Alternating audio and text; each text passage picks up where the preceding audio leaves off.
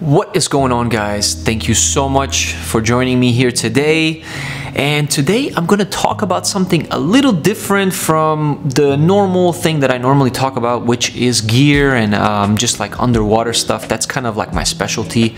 I want to talk about something that I think everybody has gone through, or most of us have gone through as artistic people, and it is like how to get out of this artistic rut. Now, I know I'm not the only one when I say that these artistic ruts can really suck, and sometimes, especially when they last for a few months, you just don't feel like doing anything as a creative. You don't feel like creating anymore, and I think that there's a few reasons for that, and I want to share a few things that I have done personally to kind of get out of those ruts. So by far, I think the best thing that I have done to get out of these ruts is make small changes and learning new things.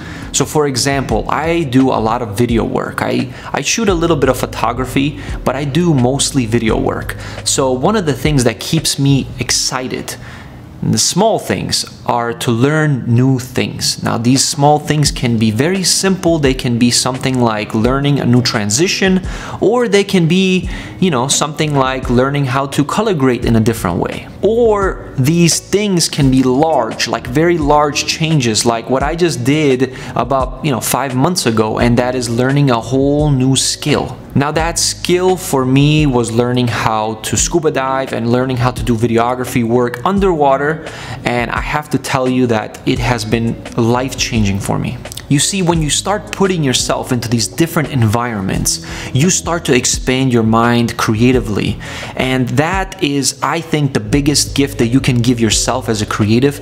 It is really putting yourself into these uncomfortable positions, something that really challenges you, because it is very, very easy to put yourself into the same environment over and over again. Like if you're doing videography for like real estate agents, like after the 100th house that you have taken a video of, you start to get really bored of the same exact thing over and over again. So why not, for yourself, put yourself into a different environment? Now, it does not have to be dramatic like what I just said, going scuba diving, although I do recommend you try that out because it is incredible. It's literally like being in a different world. Instead of taking videos of homes, why not try videography of cars, for example? Like, something different. Why not try to do videography for, like your local restaurant? See how you feel. Now, I'm not telling you here to give up your career as a videographer that does one particular thing, like let's say weddings or the real estate, like I just said.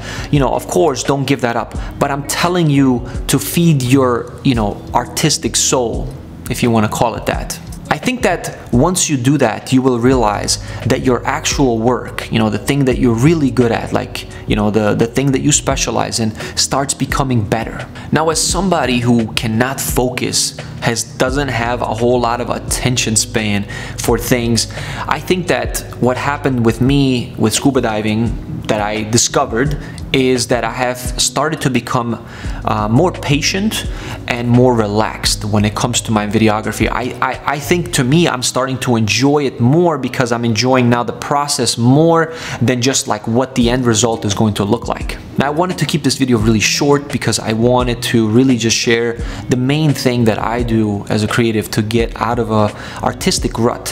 What I really want to know is what you do in order to get out of an artistic rut. I'm sure there's a lot of ways that people deal with this thing. I'm curious. I want to know what you do. Please, write in the comment section below and let me know what you do.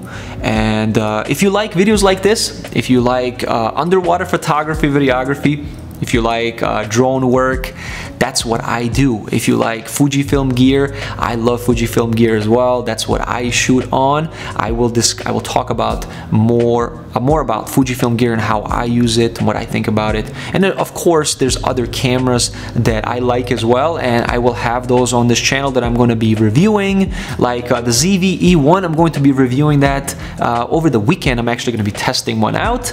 I'm just curious. I'm going to see how that camera performs. So if you like this type of content, consider subscribing and liking the video, because that's going to help my channel tremendously. And yeah, that's it for me. Thank you so much for watching, and I will see you on the next one.